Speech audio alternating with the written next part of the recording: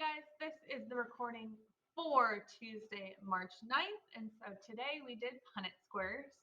And the main thing, this is what you're going to see when you open up the activity for today.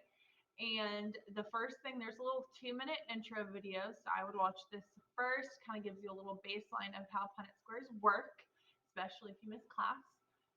Then the second slide, I put in here a couple examples of what some completed Punnett squares look like.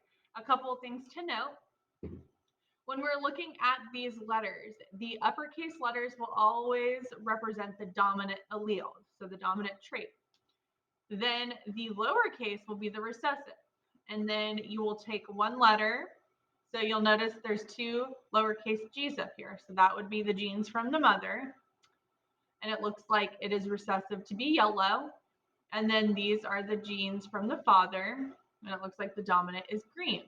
And so you'll take each side, so big G, little g, big G, little g, little g, little g, little g, little g. And so then we'll end up with 2 green and 2 yellow. Whenever that dominant is present, that will be the trait that shows up. Even though that little g is there, the dominant trait will be what takes over, so it will still be green. Over here, same thing, but this is with eye color. Mom's on top, dad's on the side, and you can see how that worked. And then I have a variety of scenarios for you. And so when you go on the next slide, and you'll see I filled it in already because I was using it as a practice, you will have a scenario, and there's different scenarios. So this one has the mother has brown eyes, and the father has brown as well, so big B, little b. And you will go over here,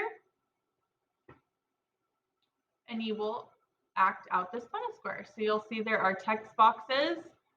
Oops, not wanting to work. There are text boxes in each of the lines, and so you're going to fill in the 2 different alleles for each parent, so big B, little b on each side, and then you will, oops, everything is glitching today.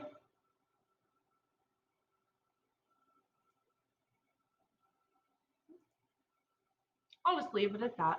There is a few other practice ones down here, so you will go through the different scenarios and then make sure you turn it in, and that is your Punnett square practice.